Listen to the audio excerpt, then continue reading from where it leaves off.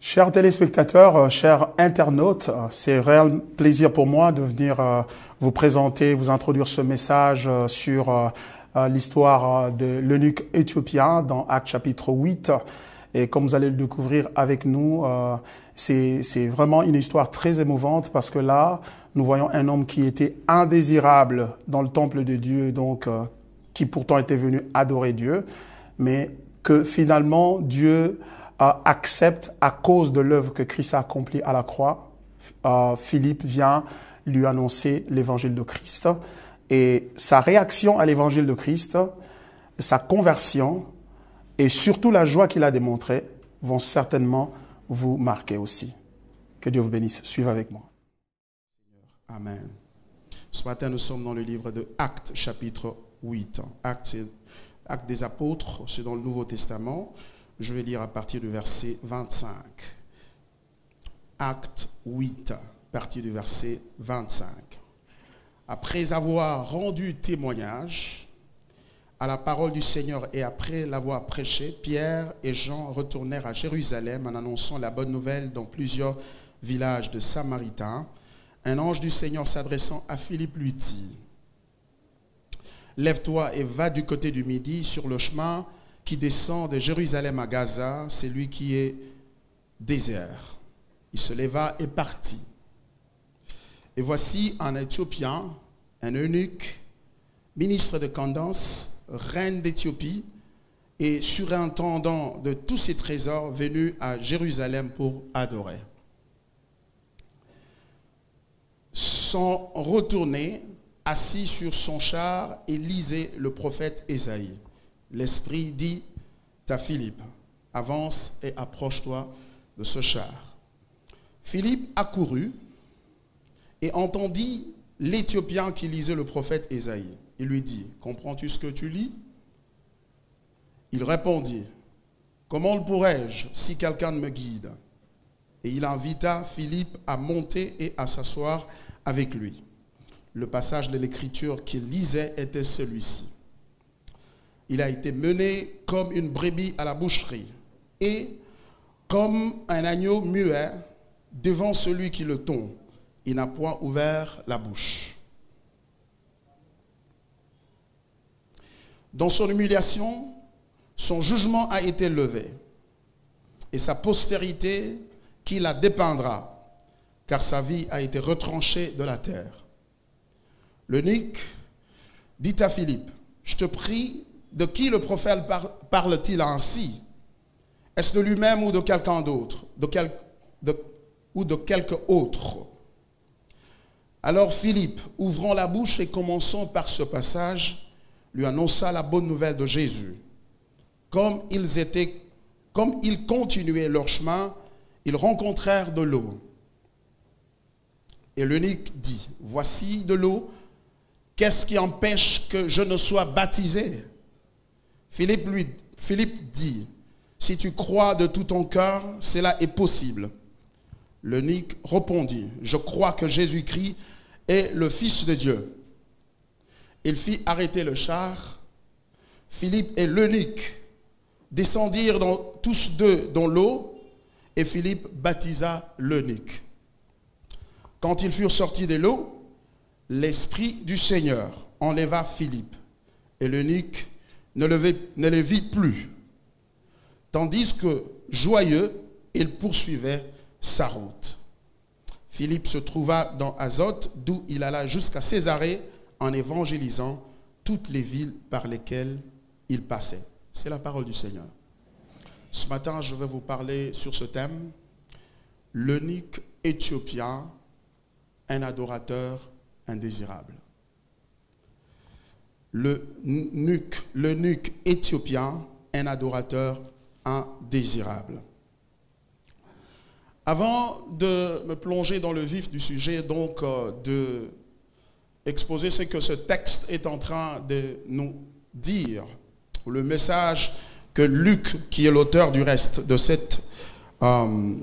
livre des Actes des Apôtres, est en train de nous raconter, j'aimerais pour voir un petit arrière-plan, une sorte de background, pour permettre à chacun de nous de comprendre le message dans le contexte que Luc a voulu le communiquer. Vous savez, Luc a écrit les 2 livres importants du Nouveau Testament. Il y a l'Évangile selon Luc et les Actes des Apôtres. Et en termes de volume, si vous mettez les 2 ensemble, c'est même plus important quantitativement par rapport à ce que l'apôtre Paul a écrit. Luc, dans ce texte, est en train de vouloir nous préparer à comprendre quelque chose, et particulièrement lorsqu'on arrive au chapitre 7, parce que pendant qu'il écrit les livres des apôtres, il revient de l'évangile, de son évangile. Il a parlé de Christ, il a peint selon une approche globale, c'est-à-dire il a présenté Christ comme un membre de l'humanité qui allait à la croix pour payer pour le péché de l'humanité. Et c'est pour cela, lorsque vous lisez Luc chapitre 3, vous voyez que la généalogie que Luc est en train de pourvoir dans ce texte-là est tout à fait différente de celle que Matthieu est en train de pourvoir au chapitre 1er de son évangile.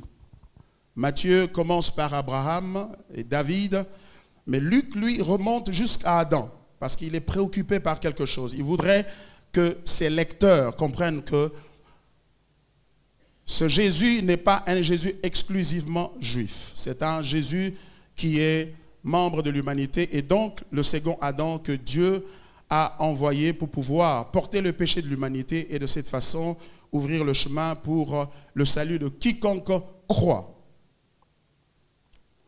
Et donc, lorsqu'il en arrive, Luc, puisque c'est de lui qu'il s'agit, lorsqu'il en arrive au livre des Actes des Apôtres, il est en train ici de nous montrer, au chapitre 7,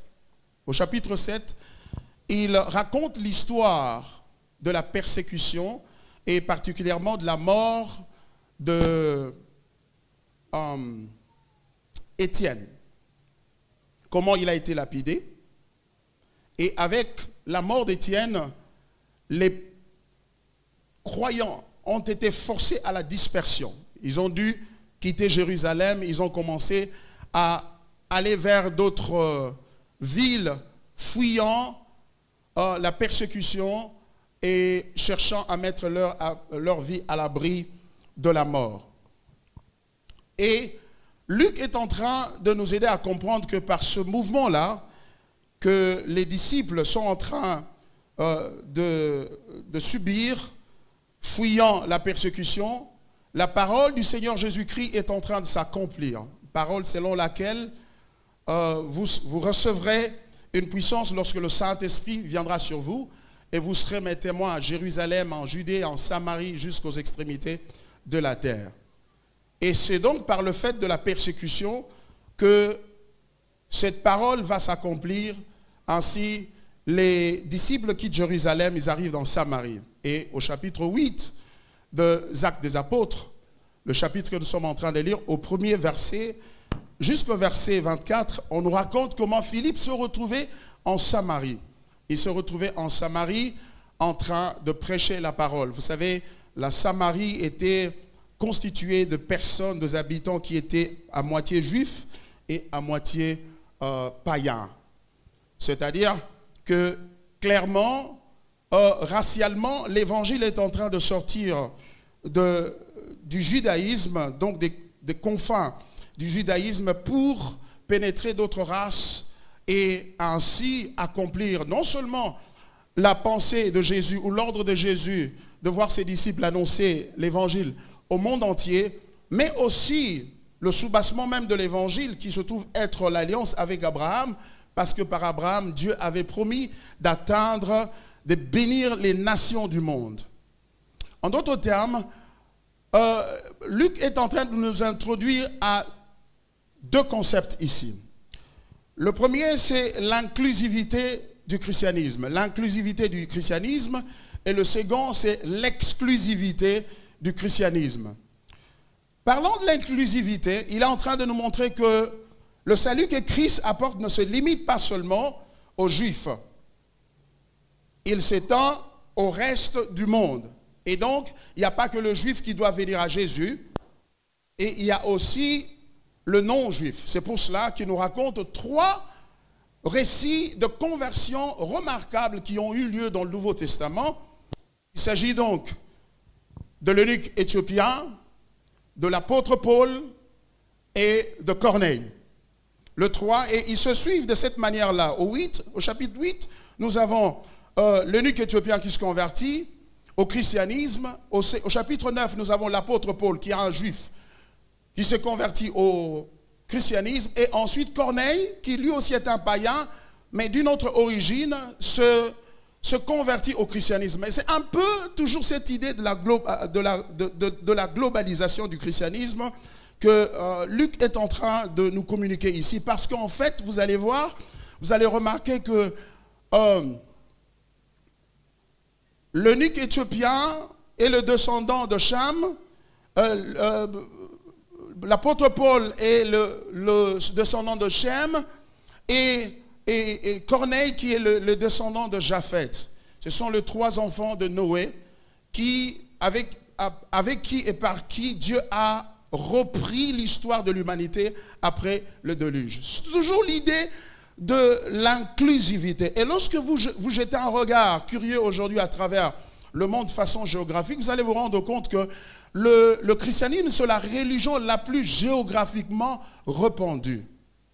Nous n'avons pas une concentration géographique et nous n'avons même pas une Mecque à nous, à l'instar des musulmans qui ont un lieu où tout musulman est appelé à se rendre. Il en est de même du bouddhisme. Le christianisme est répandu géographiquement et donc l'instance de la conversion de l'eunuque éthiopien est en train de nous montrer que maintenant l'évangile qui avait commencé à Jérusalem, qui arrive en Samarie, est prête à partir vers l'Afrique maintenant. Et l'eunuque éthiopien, en fait, se présente comme, pour nous, l'apôtre de l'Afrique, l'apôtre du christianisme en Afrique. Parce que c'est par lui que le christianisme va entrer en Afrique.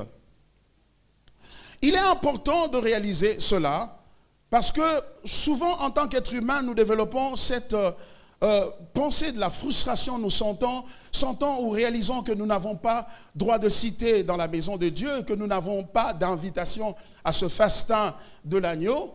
Mais très tôt dans le christianisme, le texte est en train de nous montrer qu'en fait, Dieu était intéressé aux Africains et particulièrement au travers de cet homme qu'on appelle l'eunuque éthiopien. Et curieusement, de 3, c'est-à-dire l'eunuque éthiopien, l'apôtre Paul et Corneille, de 3, il n'y a qu'un seul dont on ne mentionne pas le nom. On le définit, on le décrit par certaines caractéristiques sociales, politiques, économiques et même raciales, mais on ne le nomme pas précisément. Le christianisme n'est pas seulement inclusif, il est aussi en même temps exclusif. Ça paraît un peu quelque peu paradoxal. Il est à la fois inclusif, il appelle tout le monde. La Bible dit, Jean 3,16, car Dieu a tant aimé le monde qu'il a donné son Fils unique, afin que quiconque croit en lui ne périsse point, mais qu'il ait la vie éternelle. Il est certes, cet évangile, inclusif, géographiquement, racialement parlant, mais il est exclusif de par son essence. Parce que elle est, je voulais dire, l'évangile est focalisé sur la personne de Christ. Contrairement à toute autre religion dans le monde, vous allez remarquer une chose, les autres religions sont inclusifs dans leur essence. C'est-à-dire qu'ils disent, si seulement tu peux obéir à ce nombre de lois ou ce nombre de commandements, cela suffit pour que tu sois accepté par Dieu. Ce qui veut dire que les autres prophètes ou les autres leaders spirituels pointent à une exigence qui est extérieure à eux, c'est-à-dire à la loi ou au commandement pour pouvoir parvenir au salut. Mais le christianisme lui, c'est le seul où l'on voit le leader spirituel, le prophète du christianisme, le Seigneur Jésus, pointer exclusivement vers lui-même comme la seule source du salut et donc l'apothéose du salut. Donc la destination finale. Il ne pointe pas à lui comme juste un moyen pour aller vers autre chose qui vous réjouirait le plus, qui vous satisferait le plus, mais il pointe à lui comme la destination finale du salut, de la joie, du bonheur et donc un bonheur éternel. Et l'histoire de cet homme ici est en train de, cet eunuque éthiopien est en train de nous enseigner de façon particulière ces deux réalités. Et le texte qui est sous examen, à partir du verset 25, nous montre qu'il y avait un mouvement spirituel, un réveil spirituel qui avait démarré en Samarie. Et Dieu avait instrumentalisé Philippe pour pouvoir déclencher ce réveil spirituel. Et ce réveil-là a conduit à un problème. On a vu Simon le magicien qui demande que les apôtres Pierre et Jean, qu'il avait vus en train d'imposer les mains aux gens et ce dernier recevait le Saint-Esprit, il leur demandait de recevoir la même puissance pour pouvoir l'exercer lui aussi à son tour et attirer les gens à Christ. Un mélange qui déjà, on le voit à ce niveau, représente une sorte de contamination de l'évangile. Dieu merci, ces hommes de Dieu se sont dressés contre lui et ont refusé de lui accorder gain de cause, c'est-à-dire de répondre à sa requête favorablement. De là, maintenant, un ange apparaît au Seigneur, je voulais dire à Philippe, et lui dit, lève-toi et va du côté du midi sur le chemin qui descend de Jérusalem à Gaza, celui qui est désert. Et Luc est en train, et précise celui qui est désert, parce qu'il voudrait déjà nous préparer notre pensée, notre réflexion au portrait de la personne qui va nous présenter dans ce texte. Donc, le désert qui nous fait penser à l'idée de la non-fécondité, la stérilité. Et il dit, au verset 27, il se leva, c'est-à-dire Philippe, est parti. Et voici un Éthiopien, un eunuque, ministre de Candace, reine d'Éthiopie, et surintendant de tous ses trésors venus à Jérusalem pour adorer. L'Éthiopien avait quitté l'Éthiopie. Vous savez, à l'époque, l'Éthiopie n'est pas exactement l'Éthiopie moderne que nous connaissons aujourd'hui. Cette Éthiopie dont on fait allusion, à laquelle on fait allusion ici, c'est une large région qui commence du sud de l'Égypte jusqu'à Khartoum, c'est-à-dire au Soudan, qui englobait toute cette région-là. Et c'est donc dire que c'était une région habitée essentiellement par les Noirs. Donc, un Noir qui de surcroît, non seulement qu'il était éthiopien, mais aussi il était eunuque, c'est-à-dire qu'il était castré. Il ne pouvait pas concevoir du reste de sa vie. Pourquoi ? L'auteur nous précise et nous donne la raison pour laquelle il était eunuque. Il était eunuque parce qu'il était ministre de Candace, reine d'Éthiopie. Il travaillait à la cour de la reine.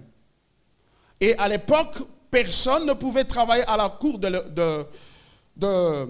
la reine sans... Toute personne mâle devait être castrée. Pourquoi? Parce qu'on évitait que quelqu'un vienne à la cour du roi et on commence à voir un petit se balader dans la cour du roi qui ressemble au manager et au financier de la cour du roi. Alors on voulait s'assurer que pareille chose n'arriverait pas et que le travailleur du roi ou de la reine n'engrosserait pas un membre de la famille royale, de peur que ce sang-là puisse contaminer le sang, la lignée royale, et donc conduire à la perte du pouvoir. Donc, on le castrait. Tout homme qui voulait bien travailler à la cour du roi devait, de la reine, dans le cas de Spèce, il devait, toute personne mâle devait être castrée. Et donc cet homme était castré et on nous dit qu'il était venu à Jérusalem pour adorer. Il était venu pour adorer. Certainement, il avait ouï dire qu'en Israël, il y a un Dieu qui est grand, un Dieu qui fait des prodiges, un Dieu qui fait des miracles, un Dieu glorieux. Il doit avoir appris cela parce qu'on nous apprend dans le texte qu'il était en train, après sa visite à Jérusalem pour raison d'adoration, il était en train de lire le livre d'Ésaïe, le rouleau d'Ésaïe. Donc il a entendu parler et il est venu pour adorer. Comme le thème de mon message le dit, eunuque éthiopien, un adorateur indésirable.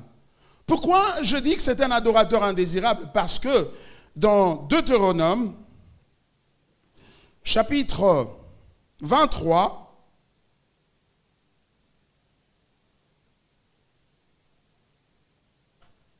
verset 1er, la Bible dit ceci. Celui dont les testicules ont été écrasés ou l'urètre coupé n'entrera point dans l'assemblée de l'Éternel. Quelqu'un qui était castré, donc eunuque, ne pouvait pas, n'était pas autorisé à entrer dans l'assemblée et donc pour adorer avec les autres. Il était indésirable, inacceptable. Par la loi de Dieu, l'instruction de Dieu. C'est donc dire que si cette loi vient de Dieu, c'est donc Dieu qui a dit que je ne veux pas d'eunuque ici.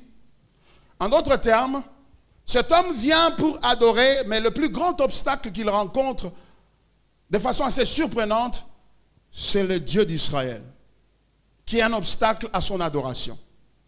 Comment venir adorer un Dieu qui lui-même se dresse contre vous et refuse que vous puissiez vous approcher de son peuple et vous identifier comme son peuple? Un adorateur indésirable. Mais tout cela était vrai jusque à la veille de la crucifixion et de la résurrection de Jésus-Christ. C'est-à-dire que cet homme était venu à Jérusalem, certainement il s'est tenu à la distance parce qu'il ne pouvait pas s'approcher du temple, il ne pouvait pas aller offrir dans le temple. Pourquoi? Parce qu'il était persona non grata. Il était indésirable. Vous savez, le plus grand obstacle au salut, ce n'est pas le diable. Et même pas le péché. C'est Dieu. Parfois, nous avons des difficultés pour comprendre la bonne nouvelle parce que nous la comprenons à nos propres termes, selon nos propres termes. Pour mieux comprendre la bonne nouvelle, il faut la placer contre l'arrière-plan de la mauvaise nouvelle, de laquelle elle émerge. Si vous ne comprenez pas la mauvaise nouvelle qui fait que la bonne nouvelle soit bonne nouvelle, vous ne saurez pas comprendre, saisir la portée de la bonne nouvelle et encore moins en jouir. L'évangile, le mot évangile veut dire bonne nouvelle. Elle est bonne nouvelle parce qu'elle nous a franchi d'une mauvaise nouvelle. Et notre compréhension de cet évangile dépend de notre compréhension du concept de la mauvaise nouvelle de laquelle l'évangile émerge. Quelle est la mauvaise nouvelle? La mauvaise nouvelle, certes on penserait que c'est le diable. Oui, le diable est une mauvaise nouvelle. Les démons sont une mauvaise nouvelle. Le péché est une mauvaise nouvelle. Mais la vérité, c'est que ce qui nous empêche d'accéder au salut, c'est la nature de Dieu. Parce que c'est un Dieu juste. La Bible dit, tous ont péché et sont privés de la gloire de Dieu. Ce dont on est privé, c'est la gloire de Dieu. Et pourquoi on est privé de la gloire de Dieu? Parce que ce Dieu est juste, ce Dieu est saint, et en tant que tel, il ne peut pas supporter et tolérer le péché dans sa présence. Pourquoi? Parce que le péché n'est pas seulement le fait de briser la loi. Le péché est plus que la transgression de la loi. En fait, la transgression de la loi, c'est l'étape finale du péché. Quand tu transgresses la loi, c'est-à-dire que tu as déjà parcouru plusieurs étapes que tu as brûlées sans te rendre compte. Et quand tu transgresses la loi, c'est-à-dire tu désobéis à Dieu, tu as atteint l'étape finale. Parce que l'étape initiale commence avec la distorsion de l'image de Dieu. Lorsque Adam et Ève ont été tentés, le diable est venu vers eux et leur a dit, Dieu a-t-il réellement dit que vous ne devrez pas manger ce fruit? Ouais, il a dit que nous devrons manger de tous les arbres du fruit du jardin, à l'exception de cet arbre-ci. Le diable dit, parce que le jour où nous en mangerons, nous mourrons. Et le diable de rétorquer, non, vous ne mourrez pas. Dieu sait que le jour où vous en mangerez, vos yeux s'ouvriront et donc vous serez comme Dieu, connaissant le bien et le mal. Qu'est-ce que le diable a voulu insinuer? Ce qu'il a voulu insinuer, c'est qu'en réalité, Dieu n'est pas sérieux. Ce n'est pas quelqu'un d'honnête, parce que s'il l'était, il vous aurait laissé manger ce fruit. Mais il vous en provient et il vous en empêche, parce qu'il sait que le jour où vous en mangerez, vous deviendrez autonome, vous deviendrez indépendant, vous n'aurez donc pas besoin de lui. Il n'est pas sérieux, il n'est pas honnête, il n'est pas véridique. C'est un menteur doux. Et en suggérant cette assertion-là aux Adam et Ève, ce que le diable voulait faire, c'est ceci, c'est tordre la perception de Dieu dans le chef de Adam et Ève. Les amener à changer la manière dont ils voyaient Dieu, dont ils considéraient Dieu. Donc, pourquoi? Parce que seule une telle distorsion de son image, de ce qu'il est, peut le conduire à se distancer de lui. Et quand ils ont conçu cela, ils ont accepté ce mensonge-là, conséquence, deuxième étape, ils se sont dissociés de lui. C'est-à-dire, ils ont transféré la confiance qu'ils avaient placée en lui, ils l'ont transféré de Dieu vers eux-mêmes. Vers eux-mêmes. Nous ne faisons plus confiance en Dieu. Donc, parce qu'il n'est plus crédible. Et en qui on fait confiance maintenant? En nous-mêmes. Ça veut donc dire que nous devenons la source du bien pour nous-mêmes. Et par conséquent, nous devenons de Dieu pour nous-mêmes. Et donc, le transfert de la foi conduit à l'idolâtrie. Vous n'êtes plus, Dieu n'est plus Dieu, c'est nous qui sommes Dieu maintenant. Pourquoi? Parce que nous sommes devenus autonomes. Autonome qui veut dire la loi pour soi-même. Autonomos. Un mot composé. Auto, soi-même. Nomos, loi. Donc nous devenons la loi pour nous-mêmes. En d'autres termes, nous devenons des législateurs. Il ne légifère plus. Il ne nous dit plus ce que nous devons dire. Maintenant, nous savons ce que nous devons faire nous-mêmes. Et cela conduit à quoi? À la rébellion. À la rébellion. Il se rebelle contre Dieu. Et puisque la rébellion est consommée, maintenant qu'il ne reste plus qu'un seul pas. Il faut prouver que vous êtes rebelle. Il faut prouver que vous êtes devenu législateur maintenant. Dieu ne l'est plus. Alors il faut consommer le fruit. Donc la consommation du fruit, c'est l'étape finale. C'est pour cela que le péché énerve Dieu. Parce que il ne s'agit pas seulement d'une réaction émotionnelle de la part de Dieu pour dire, bon, je les chasse parce qu'ils ont brisé la loi. Non, non, non, non. Ils ont insulté Dieu. Ils ont tordu son image. Ils ont dit c'est un menteur. Ils ont dit qu'ils n'auront plus jamais confiance en lui.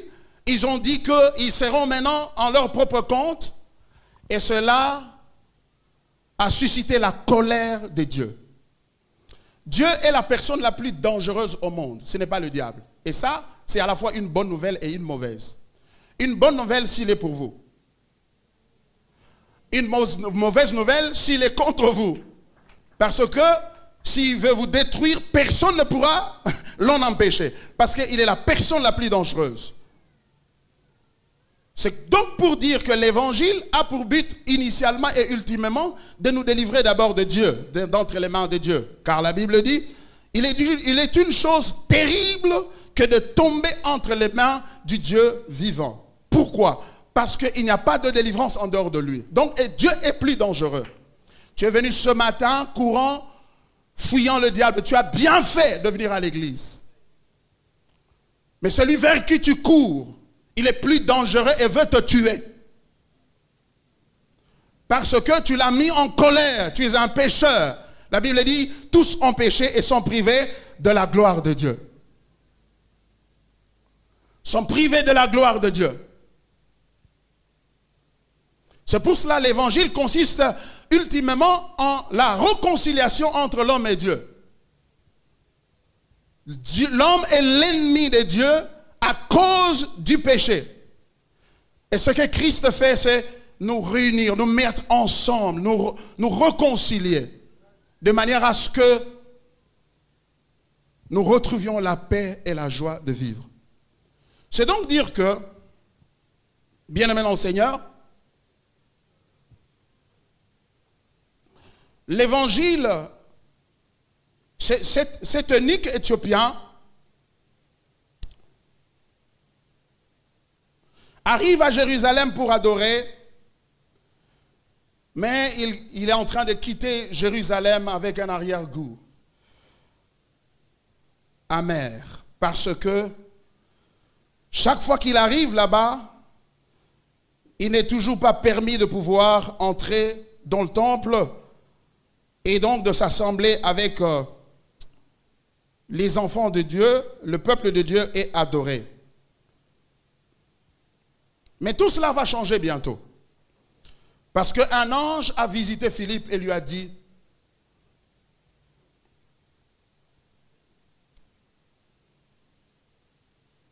quitte Samarie, va à Gaza. Et lorsqu'il descend là-bas, il voit cet Éthiopien et l'Esprit lui dit, approche-toi de ce char. Parce que le gars était dans son char. C'était un homme riche. C'était un homme qui avait réussi dans la vie. Si tu veux réussir, peut-être qu'il peut te donner les 7 clés de la réussite dans la vie. À l'exception de la clé de l'adoration. Parce que ça, c'est la seule chose qu'il n'a pas pu faire avec succès. Pourquoi? Parce qu'il était unique, éthiopien. Et remarquez que ce qu'il était irréversible. Ce qu'il était irréversible. Il ne pouvait pas changer cela. Il était castré. Il n'aurait plus jamais d'enfant dans sa vie. Il y a des choses dans la vie chrétienne qui sont irréversibles. Il y a des choses dans la vie, des choses qui vous arrivent, qui deviennent irréversibles. Et vous adorez le Seigneur et vous priez, vous vous demandez, mais Seigneur, pourquoi tous les autres peuvent être guéris de ce mal? Pourquoi tous les autres peuvent sortir de ce genre de difficultés et pas moi? Il y a des choses que même la prière ne sait pas corriger. Ça peut paraître scandaleux que de dire ça. Vous allez comprendre tout à l'heure. Parce que, en réalité, il n'existe pas de prière puissante, il n'existe qu'un Dieu puissant.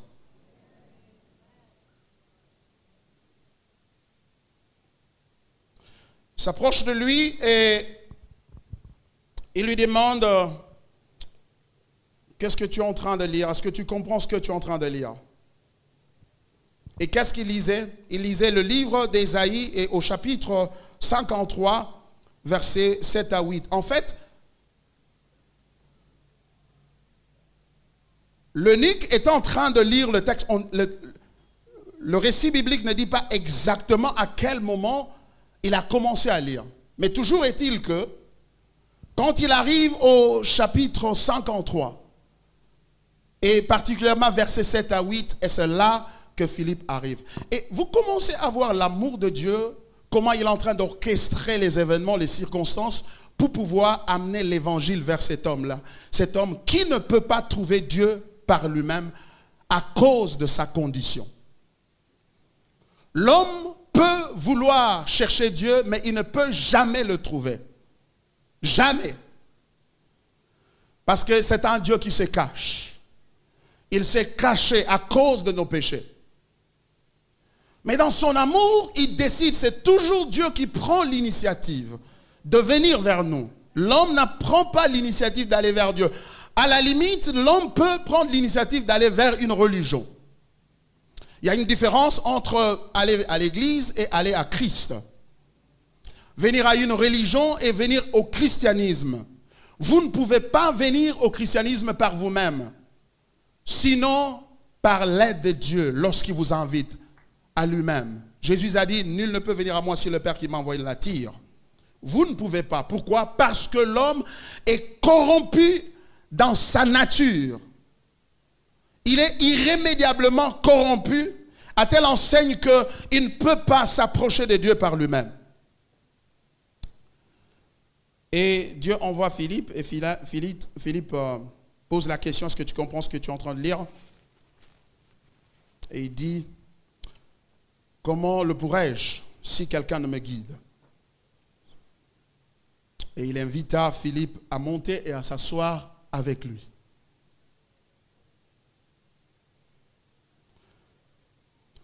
Le passage de l'Écriture qu'il lisait était celui-ci. Il a été mené comme une brebis à la boucherie et comme un agneau muet. Devant celui qui le tond, il n'a point ouvert la bouche. Dans son humiliation, son jugement a été levé et sa postérité qui la dépeindra, car sa vie a été retranchée de la terre.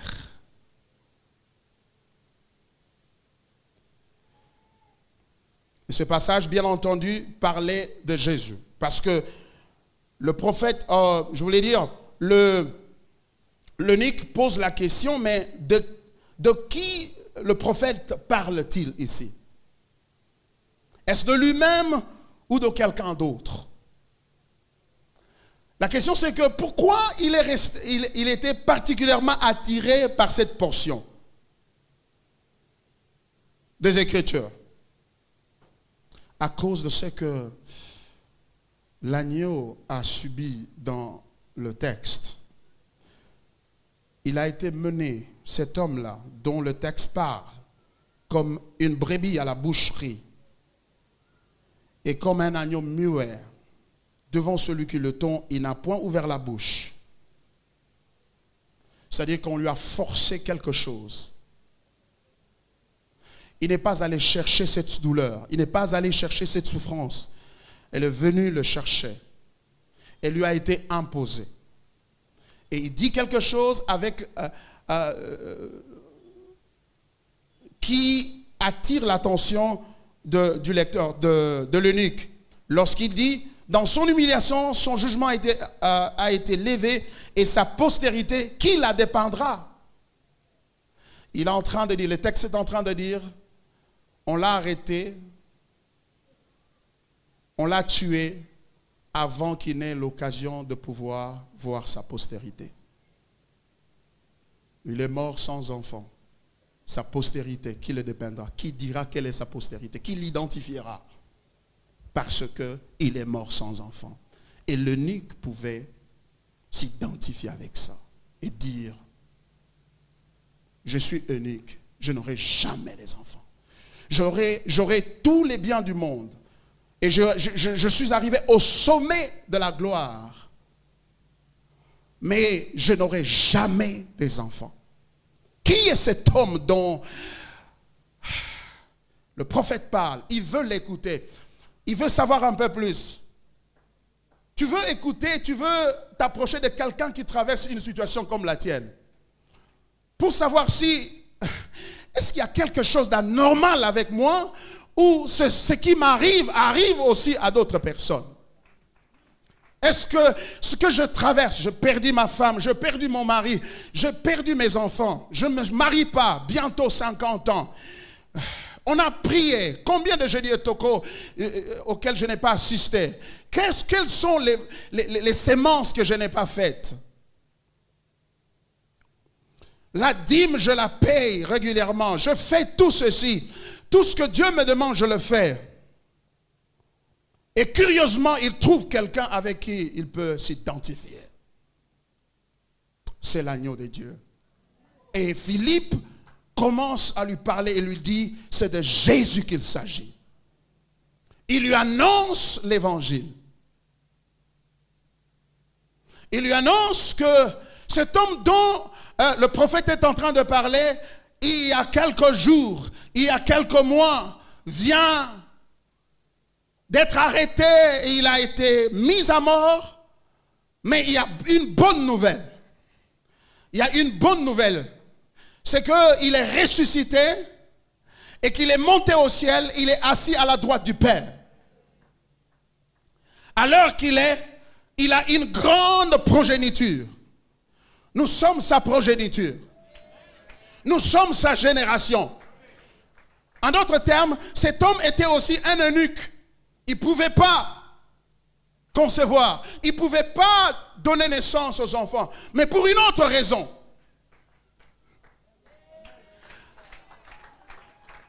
C'est pour toi. Et pendant qu'ils allaient,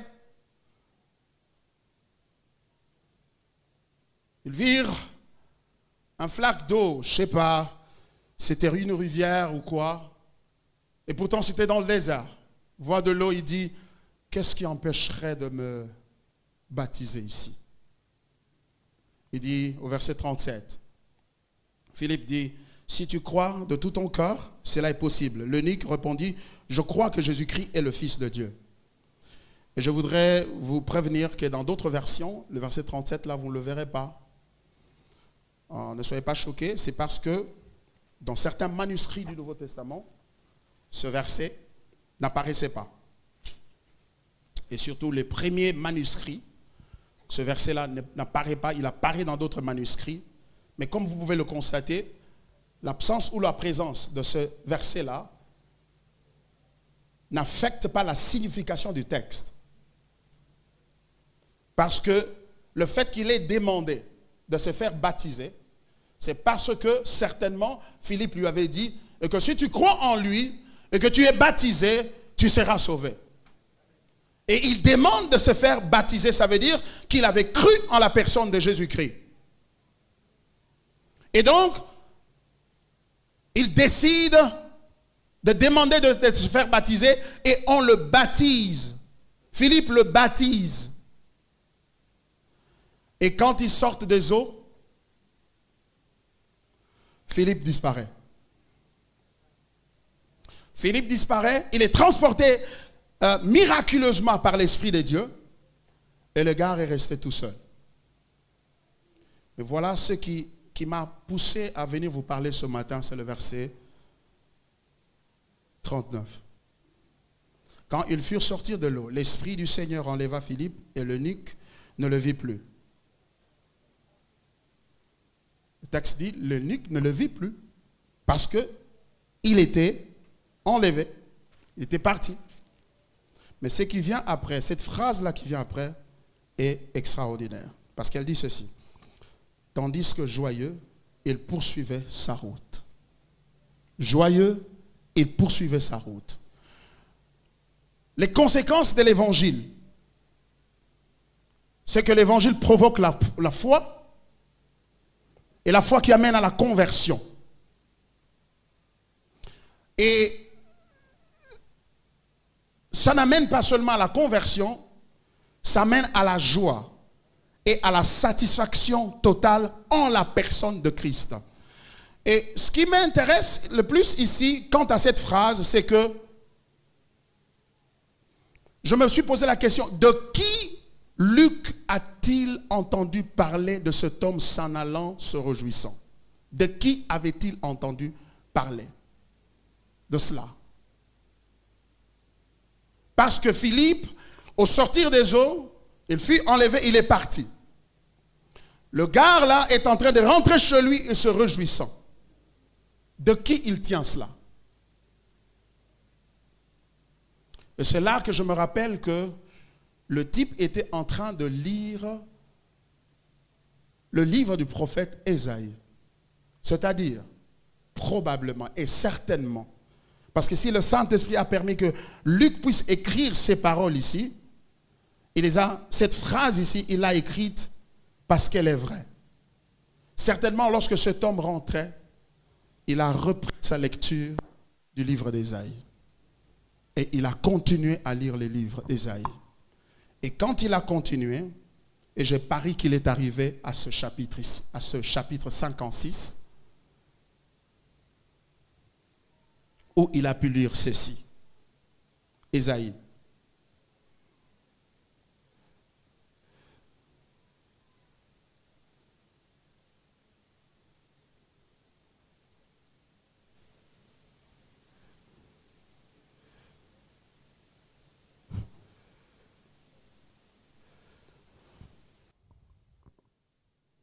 Ainsi parle l'Éternel, observez ce qui est droit et pratiquez ce qui est juste. Oh, ça c'est très beau pour quelqu'un qui vient de se convertir, n'est-ce pas? On lui dit maintenant que tu as commencé ta nouvelle vie en Jésus, hein? Observe ce qui est droit, pratique ce qui est juste, car mon salut ne tardera pas à venir. Le déjà et le pas encore. C'est-à-dire le salut que Dieu a apporté en Jésus-Christ, c'est un salut en deux tranches. Il y a une première tranche qui vous est donnée sur cette terre. Il y a une autre tranche qui arrive. Une tranche eschatologique qui viendra à la fin lorsque Jésus-Christ reviendra. Ça veut dire que l'histoire que tu traverses maintenant, ce n'est pas la fin de ton histoire. Il y a une autre tranche qui arrive. Le salut là ne tardera pas à venir et ma justice à se manifester. Le texte continue en disant, heureux l'homme qui fait cela. Et le Fils de l'homme qui y demeure ferme, garde le sabbat pour ne point le profaner et veillant sur sa main pour ne commettre aucun mal. Que l'étranger qui s'attache à l'Éternel ne dise pas, cet étranger, c'est unique. Ça fait de la joie d'entendre cela. Hein? L'étranger. Maintenant, Dieu parle à l'étranger. Il a parlé, mais ça ne pouvait pas s'accomplir jusqu'à ce que Christ vienne. L'Éternel me séparera de son peuple. Et que l'eunuque ne dise pas, voici je suis un arbre sec. Le type est allé se réjouissant parce qu'il a trouvé une bonne nouvelle qui dit l'eunuque, qui n'aille pas à la maison, qu'il dise que je suis un bois sec, je suis stérile, je ne peux pas enfanter. Et parce que je ne peux pas enfanter, je ne peux pas avoir la joie. Parce que Christ est sa joie. Alléluia. Et en lisant cela, il réalise qu'il n'a plus besoin d'enfants parce que Christ était suffisant pour lui. Et c'est pour cela, quand il est rentré chez lui en Éthiopie, il a commencé une église. C'est le père de l'église coptique. C'est l'apôtre. Il a réalisé à l'instar d'Abraham, à qui Dieu avait promis, je te donnerai, ta postérité sera une multitude comme les étoiles du ciel. Et maintenant, il réalise qu'à cause de Christ et en Christ, il est devenu père de l'église en Afrique et donc père de plusieurs qui peuvent l'appeler papa. Non pas parce qu'il leur a donné naissance physique, mais car parce qu'il leur aura apporté l'évangile de Christ. Et tout à coup, il réalise que ce qui a paru comme un accident de la vie, le fait qu'il se retrouve un jour unique, et ce qui peut avoir paru à lui comme une erreur de la vie. Parce qu'il y a deux possibilités. Soit la souffrance te vient parce que à cause du concours de circonstances qui t'entourent, tu ne l'as pas voulu, tu te retrouves dans une situation que tu n'as jamais imaginé dans laquelle tu pouvais te retrouver. Ou carrément, c'est à cause de tes erreurs du passé que tu as commises, maintenant tu ne peux plus enfanter. Parce que tu avais commis des avortements. Parce que tu n'avais pas suffisamment étudié. Il y a un genre de boulot que tu ne peux pas occuper. À cause de des erreurs de choix, tu te retrouves dans un foyer compliqué et difficile. Et même alors, bien-aimé dans le Seigneur, La joie vient de la personne de Christ qui t'a aimé. Car en réalité, ce que tu crois qu'en l'ayant, tu deviendras heureux, ce n'est qu'une illusion. Parce que le jour où tu l'auras et tu seras arrivé là, tu vas commencer à t'ennuyer et te demander, c'est tout ce qui m'a fait courir dans la vie pour que j'en arrive ici. C'est pourquoi la satisfaction profonde ne vient que du Seigneur. C'est pourquoi la joie, le bonheur, c'est de connaître le Seigneur, de vivre en harmonie avec lui. Jésus a dit, la vie éternelle, c'est de connaître le Père, celui que le Père a envoyé, à savoir Jésus-Christ. Bien-aimés dans le Seigneur, la souffrance est l'un des outils que l'ennemi est en train d'utiliser ces derniers temps pour décourager les enfants de Dieu. Pour leur dire que votre adoration n'est pas acceptée. Parce que si ton adoration était acceptée, pourquoi tu souffres encore? Tu dis que Jésus t'a accepté. Tu dis que le sang de Jésus t'a purifié. Mais pourquoi tu n'arrives pas à concevoir? Mais pourquoi tu n'arrives pas à voir ceci ou cela? Pourquoi ta condition n'arrive pas à changer? C'est pour cette raison que l'apôtre Paul a écrit l'un des chapitres le plus glorieux de la Bible. J'aime ce chapitre. Je vous le recommanderai. Je vous recommanderai de le lire, ne fût-ce qu'une fois la semaine. Et surtout lorsque vous traversez des temps et des moments difficiles. C'est Romains chapitre 8. C'est le plus glorieux chapitre de la Bible. Ça commence avec une bonne nouvelle. Et maintenant, il n'y a donc point de condamnation pour ceux qui sont en Jésus-Christ. C'est comme ça que ça commence. Il n'y a plus de condamnation. Si tu as cru en Jésus, tu ne souffres pas ce soir parce que tu es sous une malédiction. Tu souffres ce soir parce que c'est la porte par laquelle tu vas entrer dans la gloire.